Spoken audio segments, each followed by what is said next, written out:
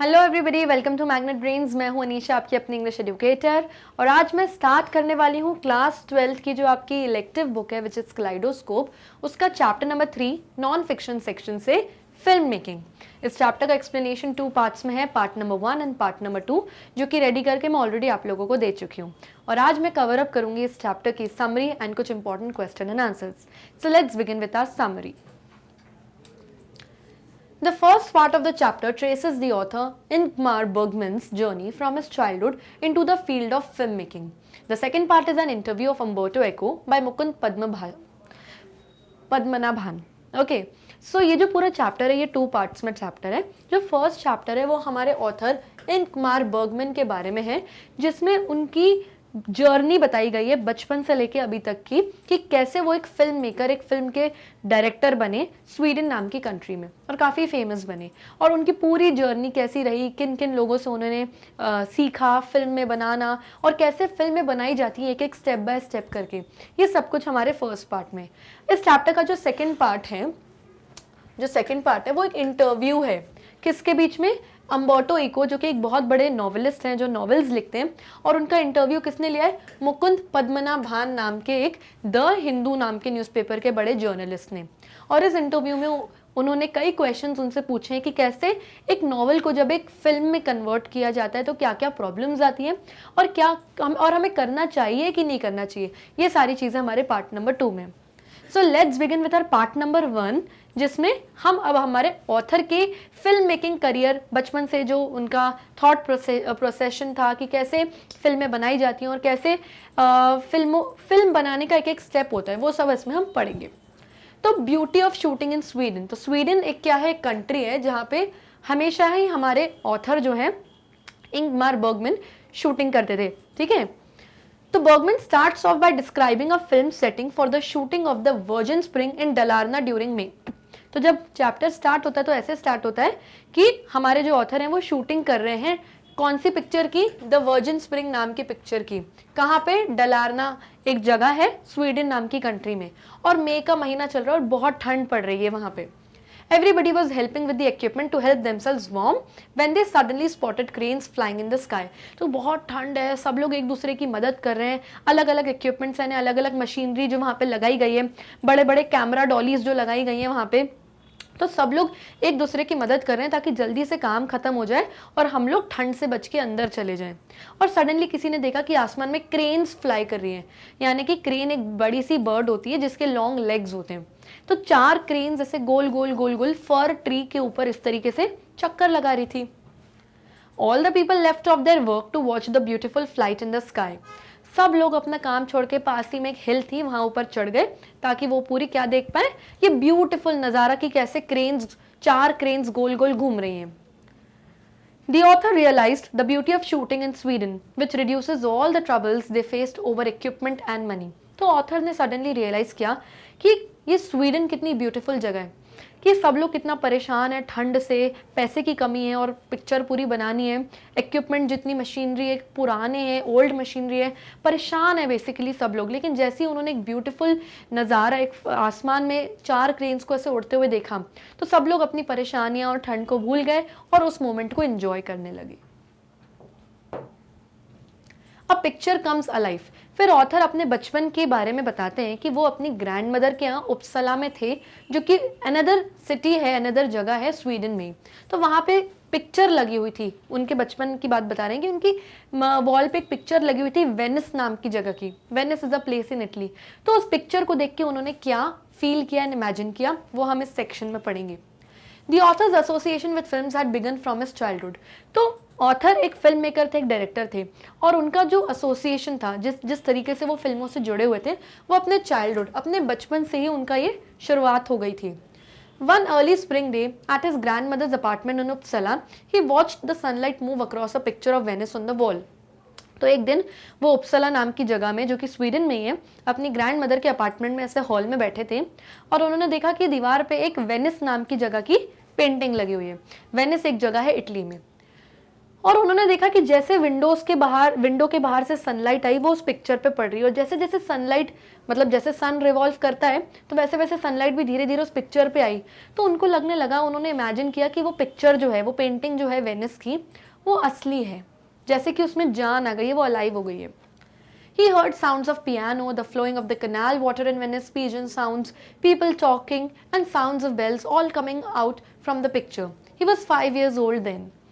तो ऑथर कहते हैं कि मैंने नोटिस किया जैसे ही सनलाइट पड़ी उस पिक्चर पे से, जो पानी था, झील का पानी, वो ऐसा लग रहा था चलने लग गया है, लोग वहाँ आपस में बात करने लग गए, जो पिजन्स थी वहाँ पे, जो ये बर्ड्स थी वो उड़ने लग गई हैं लोग, और उसमें से वहाँ पे जो चर्च है उसमें से बेल्स की आवाज़ें आ रही हैं, जैसे कि कुछ जान आ गई है इस पिक्चर में। और ये सब तब उन्होंने इमेजिन किया जब वो सिर्फ 5 साल के थे। तो उनके बचपन से ही उनको लगने लगा था कि मैं पिक्चरों के लिए ही बना हूँ, क्योंकि उनकी इमेजिनेशन पावर बहुत अच्छी थी। नेक्स्ट टॉपिक आता है द कॉन्जूरर। कॉन्जूरर कौन होता है? वो इंसान होता है जो अलग अलग मैजिक के ट्रिक्स करके, हाथ की सफाई करके लोगों को बेवकूफ़ बनाता है। तो ऑथर यहाँ पे अपने आप को कॉन्जूरर कहते हैं। क्यों? क्योंकि वो कहते हैं कि हम बड़ी बड़ी मशीन्स, बड़े बड़े कैमराज यूज़ करते हैं और हम वो सारी चीज़ें स्क्रीन पे ऑडियंस को एक पिक्चर में दिखाते हैं जो रियलिटी में असली होती ही नहीं।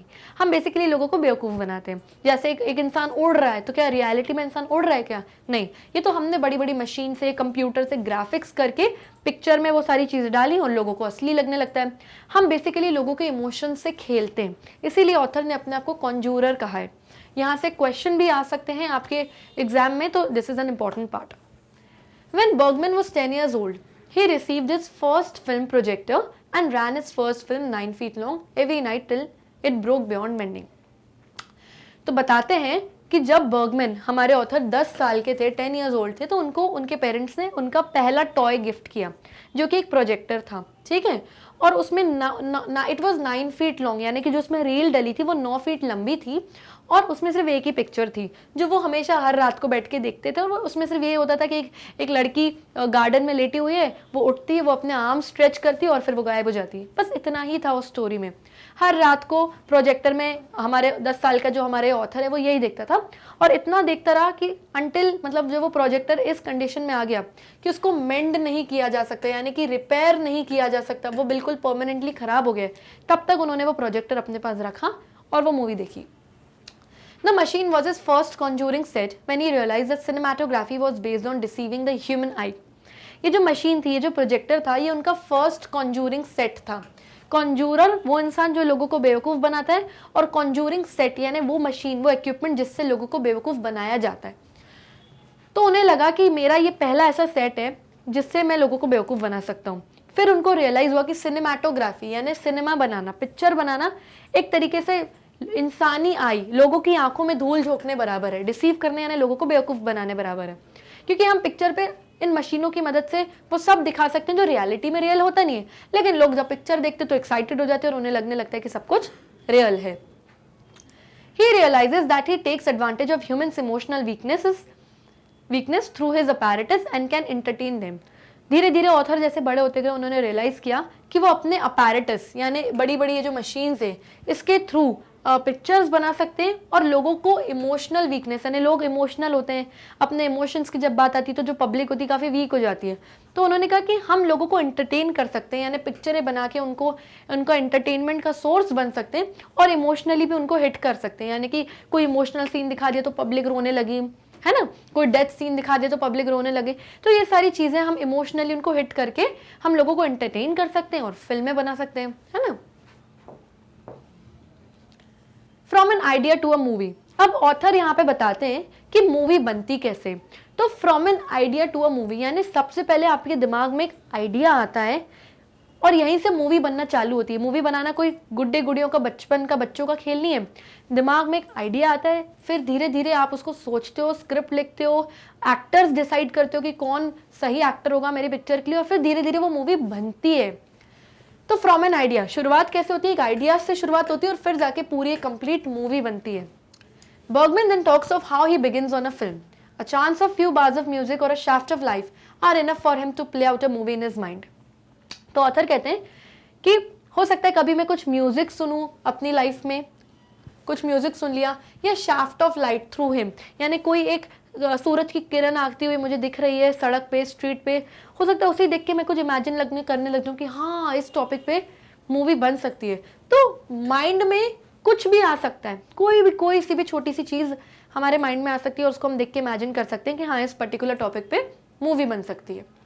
More than the actual story it is a mental state.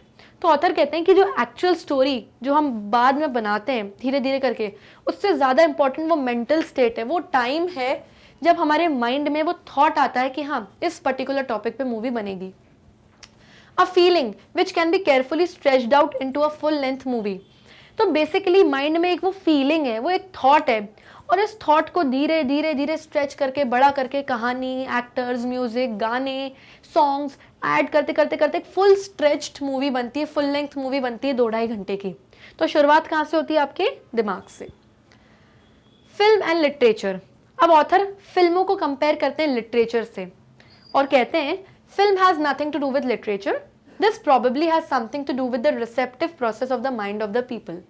तो ऑथर कहते हैं कि फिल्मों का लिटरेचर से यानी नॉवेल से कोई लेना देना नहीं है, ये सिर्फ रिसेप्टिव प्रोसेस होता है माइंड ऑफ द पीपल का, यानी लोग किस तरीके से किसी टॉपिक को पसंद कर रहे हैं, अंडरस्टैंड कर रहे हैं, समझ रहे हैं आपकी पिक्चर को, ये उस पर डिपेंड करता है। लिटरेचर से और नॉवेल्स को उठा के आप उनकी पिक्चर बना दो, इससे उसका कोई लेना देना नहीं है।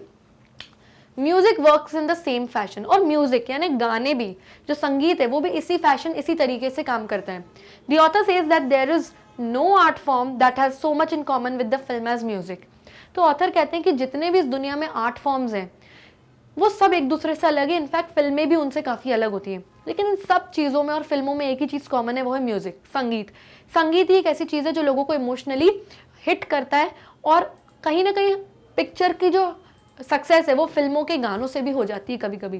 तो इन सब चीज़ों में म्यूजिक एक ऐसी चीज़ है जो कि कॉमन है किसी भी आर्ट फॉर्म में या किसी भी म्यूजिक पिक्चर में। अगर म्यूजिक, गाने, संगीत नहीं होगा तो it will be dead thing, वो मरे हुए इंसान के समान होगी।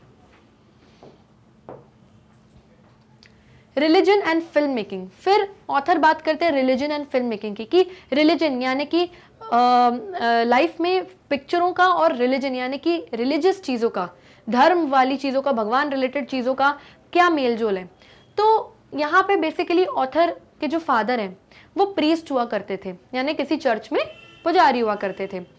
तो उन्होंने बचपन से ही उनको देखा है कि लोगों की वो शादियाँ करा रहे हैं, फ्यूनरल कर रहे हैं, डेथ सेरेमनी कर रहे हैं, लोगों को ज्ञान की बातें बता रहे हैं, और सही गलत, अच्छा इंसान, बुरा इंसान, गॉड एंड डेविल, इन सब चीज़ों का डिफरेंस उनको बचपन से ही हो गया था क्योंकि उनके फादर एक प्रीस्ट थे। तो ऑथर कहते हैं कि बचपन से ही मुझे रिलीजियस चीज़ें काफ़ी ज़्यादा समझ में आती हैं।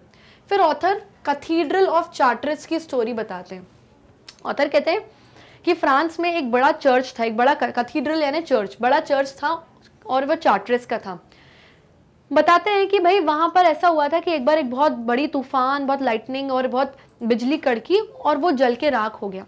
फिर बहुत सारे लोग आए दुनिया भर के, किसी को आज तक नहीं पता कि वो कौन लोग थे, सब ने वापस वैसा का वैसा उसको बना के खड़ा कर दिया। तो ऑथर कहते हैं कि रिलीजन जो होता है, और ऑथर का कहने का मतलब ये है कि एक आर्टिस्ट जो होता है उसको ऐसा ही होना चाहिए कि अपना नाम अनोनिमस रखो, यानी कि गुमनाम रखो अपने काम को, और अपने काम को ज़्यादा इंपॉर्टेंस दो। आजकल के लोग क्या हो गए कि मैंने ये चीज़ बनाई, अपने आप को सबसे बड़ा ऊपर मानते हैं, लेकिन ऑथर कहते हैं नहीं, अपने काम को बड़ा करो। इनफैक्ट ऑथर कहते हैं कि मैं ऐसा बनना चाहता हूँ कि मैं उस कैथीड्रल ऑफ चार्ट्रेस के जो बनाने वाले लोग हैं उनके जैसे बनना चाहता हूँ कि मैं फिल्म बना लूँ और लोग कहें कि वाह क्या फिल्म है, लेकिन नाम नहीं पता चले कि किसने बनाई ये film. Okay, In his opinion, the art loses its basic creativity drive the moment it gets separated from worship. तो ऑथर कहते हैं कि जो आर्ट है, जो कला आपने बनाई है, जो चीज़ आपने बनाई है अपनी कला को इस्तेमाल करके, वो उसी वक्त अपनी वैल्यू खत्म हो जाती है अगर उसको आप डिटैच कर देते हो, अलग करते हो वर्शिप से यानी पूजा पाठ से। रिलीजन का हर जगह उन्होंने इंपॉर्टेंस बताया है। उसके बाद यहाँ से हमारा सेकेंड पार्ट स्टार्ट होता है चैप्टर का, जिसमें अम्बर्टो इको का इंटरव्यू लिया है मुकुंद पद्मनाभान नाम के हमारे जर्नलिस्ट ने। तो क्या है इसमें, this is an excerpt from the interview between Mukund from the Hindu newspaper. ये जो मुकुंद है ये द हिंदू न्यूज़पेपर के जर्नलिस्ट हैं, उन्होंने इंटरव्यू लिया है अम्बर्टो इको से, और वो कौन है, a professor at the university of Bologna in Italy. तो यूनिवर्सिटी ऑफ बोलोग्ना एक वो है यूनिवर्सिटी है इटली के शहर में, इटली कंट्री में, और ये वहाँ के प्रोफेसर रह चुके हैं हमारे अम्बर्टो इको। तो दोनों के बीच में एक इंटरव्यू होता है। The interview revolves around the success of his novel The Name of the Rose, whose more than 10 million copies were sold in the market। तो इंटरव्यू किस बारे में होता है? इंटरव्यू होता है अम्बर्टो इको की लिखी हुई नॉवल के बारे में, और उस नॉवल का नाम होता है द नेम ऑफ द रोज। अब इस नॉवल के 10 मिलियन कॉपीज मार्केट में बिक गई, यानी बहुत फेमस हो गई। बेसिकली ये जो नॉवल थी बहुत सीरियस नॉवल थी, और कई सारी अलग अलग टॉपिक्स के बारे में, हिस्ट्री के बारे में, रिलीजन के बारे में, सिम्योटिक्स यानी साइन लैंग्वेज के बारे में, कई सारी चीज़ों के बारे में इस बुक में मेंशन था।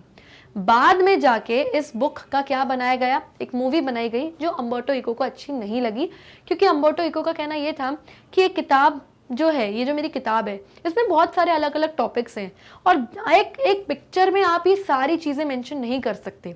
इसीलिए अम्बर्टो इको ने अपने पब्लिशर को बोल दिया था कि भाई मेरी आप किसी भी किताब को सिनेमा राइट्स मत देना, यानी मेरी कोई भी किताब की पिक्चर नहीं बननी चाहिए। लेकिन बाद में उनकी ये डिमांड खारिज कर दी, उनके पब्लिशर्स ने मना कर दिया कि ऐसा नहीं कर सकते। तो बेसिकली अम्बर्टो इको का मानना ये है कि एक नॉवल में बहुत इलैबोरेटेड होती है। नॉवल जब शुरू होती है तो उसका शुरुआत लिखना, उसकी आगे की स्टोरी एक अलग प्रोसेस है, और जब एक पिक्चर चालू होती है तो उसकी शुरुआत माइंड से होती है। माइंड में एक थॉट आता है, धीरे धीरे करके पूरी पिक्चर बनती है, जिसमें म्यूजिक होता है, ये होता है, 100 चीज़ें होती हैं। तो एक नॉवल को एक पिक्चर में कन्वर्ट आप नहीं करो तो बेहतर है। लेकिन आगे उनके थॉट्स क्या है पढ़ते हैं। He also shares his views about making films out of novels. He says that if a movie is made out of a novel, it reaches large number of audience but cannot cover up all the aspects of the novel. But the film indirectly helps the novel.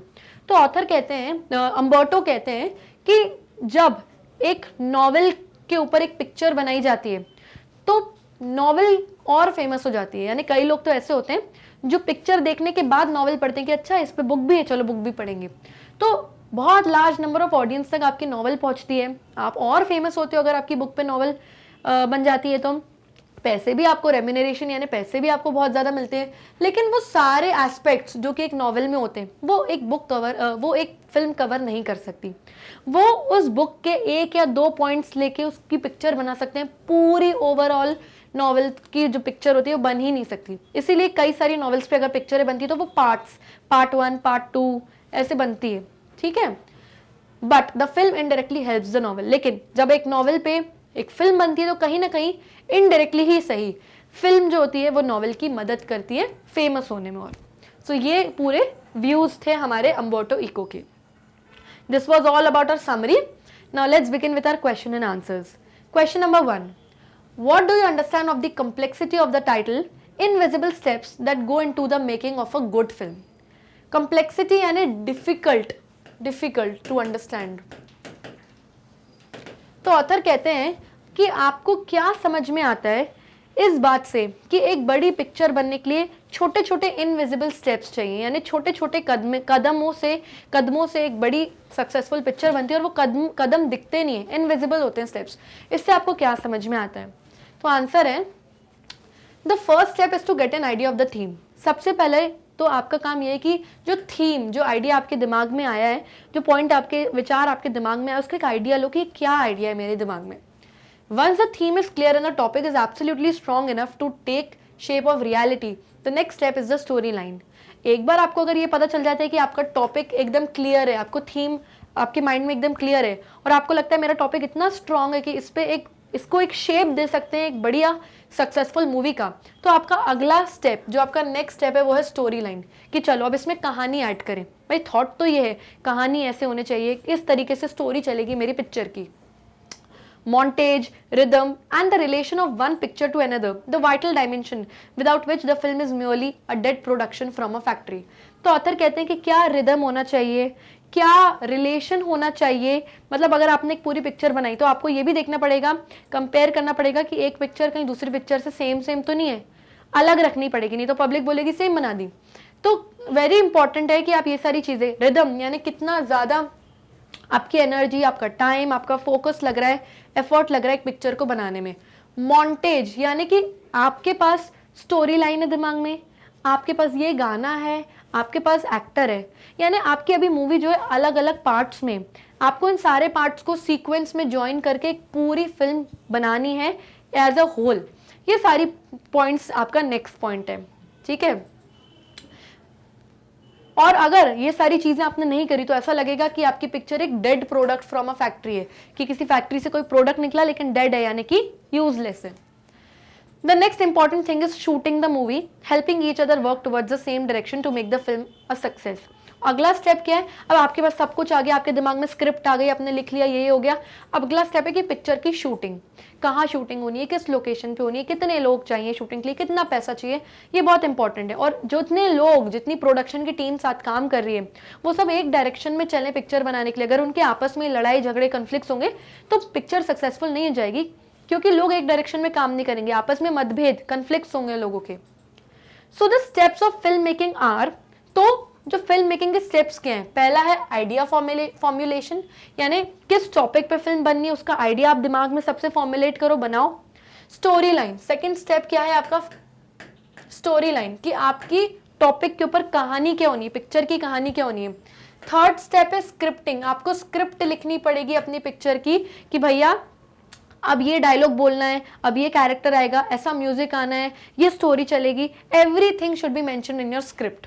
And shooting, और fourth step ये है कि जब सब कुछ आपके पास ready हो तो अब आपको पिक्चर की शूटिंग करनी है, किस लोकेशन पे, कितना पैसा, कौन से एक्टर्स, कैसे डायलॉग डिलीवरी, एवरीथिंग। इस तरीके से छोटे छोटे स्टेप्स लेके पूरी होल पिक्चर बनती है। Question number 2, what are some of the risks that film making involves? तो क्वेश्चन 2 ये है कि फिल्म मेकिंग में, पिक्चर बनाने के लिए कौन से ऐसे रिस्क हैं जो इन्वॉल्व होते हैं, कि कौन सी ऐसी मुश्किलें आती हैं फिल्म बनाते वक्त। So answer is film making involve story telling through a sequence of pictures. It's absolutely important that public identifies with them with the theme of the movie. तो जो स्टोरी फिल्म मेकर ने, director ने सोच के रखी है, वो बहुत इंपॉर्टेंट है कि उसको सीक्वेंस में लाओ, यानी एक के बाद एक। यानी जब पब्लिक पिक्चर अपनी स्क्रीन पे देखेगी तो उसको समझ में आना चाहिए कि पिक्चर की थीम क्या है, किस बारे में ये पिक्चर है। अगर पब्लिक को समझ में नहीं आई तो आपकी पिक्चर बनाना वर्थलेस है, यानी यूजलेस है। If the theme is completely unfamiliar, then the message that the film wants to deliver will not be understood. अगर आपकी पिक्चर की थीम, जो आपका मेन टॉपिक है, वो पब्लिक उस टॉपिक के बारे में अनफेमिलियर है, कुछ पता ही नहीं है उस टॉपिक के बारे में, तो जो मैसेज आप देना चाहते हो पब्लिक को अपनी पिक्चर द्वारा, वो उनको समझ ही नहीं आएगा, will not be understood. For example, अगर मैं एक मूवी बनाऊँ किसी टॉपिक के ऊपर, मान लीजिए जैसे वो एक मूवी आई थी टॉयलेट एक प्रेम कथा, तो मतलब थीम क्या है कि इंपॉर्टेंस ऑफ वॉशरूम्स बहुत इंपॉर्टेंट है फॉर फीमेल्स एंड ऑल। तो अगर मैं पब्लिक को अपना टॉपिक, अपनी थीम समझा नहीं पाई तो पब्लिक को मेरा मूवी समझ में नहीं आएगी। Another thing is choosing the idea. दूसरी इंपॉर्टेंट चीज क्या है? आइडिया चूज करना। सबसे पहले जो आइडिया आता है आपके दिमाग में कि हाँ इस टॉपिक पे मूवी बनेगी, वो आइडिया बहुत स्ट्रांग होना चाहिए कि हाँ इस पे पिक्चर बन सकती है। अगर आइडिया आपने सही चूज नहीं किया और इतना स्ट्रांग ही नहीं है जो पब्लिक को इन्फ्लुएंस कर पाए, तो आप ये आइडिया मत लो। If the theme of the movie is different from the current demand of the public, it will be difficult for the producer to impress the viewers. अगर पब्लिक की डिमांड है कि हमको किसी पर्टिकुलर टाइप की movie देखने का मन है और प्रोड्यूसर जो फिल्म मेकर है वो किसी डिफरेंट टॉपिक पे मूवीज बनाए जा रहा है, दिए जा रहा है, तो पब्लिक उसको एक्सेप्ट ही नहीं करेगी, क्योंकि पब्लिक की डिमांड नहीं है, हमें नहीं देखना वही वही लव स्टोरी, हमें नहीं देखना वही वही एक्शन मूवी, कुछ डिफरेंट अगर पब्लिक को चाहिए तो वैसा आप बनाओ, जो पब्लिक की डिमांड है वैसा बनाओ, आपकी मूवी सक्सेसफुल होगी। ठीक है, तो अगर ऐसा किया ऑथर ने, फिल्म मेकर ने, कि पब्लिक डिमांड के अलावा कोई और पिक्चर बनाई, तो प्रोड्यूसर जो है वो इम्प्रेस नहीं कर पाएगा व्यूअर्स को, यानी उन लोगों को जो हमारी मूवी देखते हैं, यानी कि public. Okay, question number 3, what misgivings, misgivings का मतलब होता है doubts, does Bergman have about the contemporary यानी present day film industry. Bergman के दिमाग में, जो हमारे ऑथर हैं उनके दिमाग में काफी सारे डाउट्स हैं, काफी सारे क्वेश्चंस हैं अबाउट कंटेम्प्रेरी यानी आज के जमाने के, प्रेजेंट डे के जो आर्टिस्ट हैं, प्रेजेंट डे के जो लोग हैं हमारी फिल्म इंडस्ट्री में, उनके बारे में हमारे ऑथर के क्या विचार हैं। The contemporary film industry, contemporary यानी कि जो प्रेजेंट डे, आज के जमाने की जो फिल्म इंडस्ट्री है, does not want to understand the fact that everyone learns from other and that is a continuous process. वो ये बात समझना ही नहीं चाहते कि हर इंसान एक दूसरे से सीखता है और ये कंटिन्यूस प्रोसेस है, ये रुक नहीं सकता। आज के आर्टिस्ट को लगता है, आज के लोगों को लगता है कि जो मेरा टॉपिक है, जो मेरा कंटेंट है, मैं छुपा लूँ, कोई मेरा चुरा न ले। भाई हर इंसान एक दूसरे से सीखता है, ऑब्जर्व करता है दुनिया में, और उन्हीं टॉपिक्स पे, उन्हीं कॉमन टॉपिक्स पे पिक्चर बनती है। The current generation of film makers have the mentality of hiding oneself and ideas from everyone else. जो आज की जनरेशन है और आज के जो फिल्म मेकर्स हैं, उनकी ये मेंटालिटी है कि हम अपने आइडियाज, अपने टॉपिक्स को दूसरों से छुपा के रखें। They take it to be cheating the content, और उनको क्या लगता है कि अगर किसी ने हमारे टॉपिक पे वही सेम पिक्चर है वो बनाई, तो यानी उन्होंने हमारा कंटेंट चीट कर लिया, हमें हमसे चुरा लिया, फ्रॉड किया। ऐसा नहीं होता। हर आर्टिस्ट एक दूसरे से सीखता है। हमारे फिल्म मेकर जो हमारे ऑथर हैं, उन्होंने भी अपने ज़माने में कई दूसरे बड़े बड़े प्रोड्यूसर्स एंड एक्टर्स से सीखा और वैसी फिर फिल्में बनाई। But in reality, it is a fact that we are all in a community of people and we have to learn from each other. Learning from one another is the ultimate source of knowledge for us. तो author कहते हैं कि ये reality है, ये सच्चाई तो ये है कि हम सब एक ऐसी कम्युनिटी में रहते हैं जहाँ हम सब एक साथ रहते हैं। तो आखिर जो भी हमें नॉलेज आएगा, जो भी हम चीज़ें, ज्ञान की चीज़ें हम सीखेंगे, वो एक दूसरे से ही तो सीखेंगे। इसका ये मतलब थोड़ी कि हमने किसी का कंटेंट चुरा लिया या किसी की ओरिजिनलिटी चुरा ली। हम एक साथ इस कम्युनिटी में रहते हैं, इस पूरी दुनिया को एक साथ ऑब्जर्व करते हैं। जिसने जो टॉपिक ऑब्जर्व किया उस पर पिक्चर बनाई या किताब लिख दी, anything. Okay, so children, here we come to the end of this session. I hope आपको summary and question and answers अच्छे से समझ में आए होंगे। आप चाहें तो हमारे वीडियोस यूट्यूब पर भी देख सकते हैं। वहाँ ना मिले तो हमारी वेबसाइट पर जाइए magnetbrains.com। वहाँ अलग से मेंशन्ड है फ्लेमिंगो, विस्ताज एंड कलाइडोस्कोप के ऑप्शंस। फॉर एग्जांपल, आपको क्लास 12 कलाइडोस्कोप की कुछ वीडियोस देखनी है तो उस पर क्लिक करिए। जैसे ही आप क्लिक करेंगे आपके सामने लिस्ट ऑफ वीडियोस आ जाएंगी। फॉर एग्जाम्पल, मुझे ये वीडियो देखना है तो मैं इस पर क्लिक करूंगी एंड देन मेरा वीडियो आपके सामने प्ले होना स्टार्ट हो जाएगा। सो आई होप आपको समझ में आ गया होगा कि कैसे यूट्यूब पे अगर वीडियोस इजीली नहीं मिल रही है तो वेबसाइट से आप इजीली कैसे एक्सेस कर सकते हो। And do not forget to like, subscribe and share our YouTube channel. तब तक लिए bye bye and take care.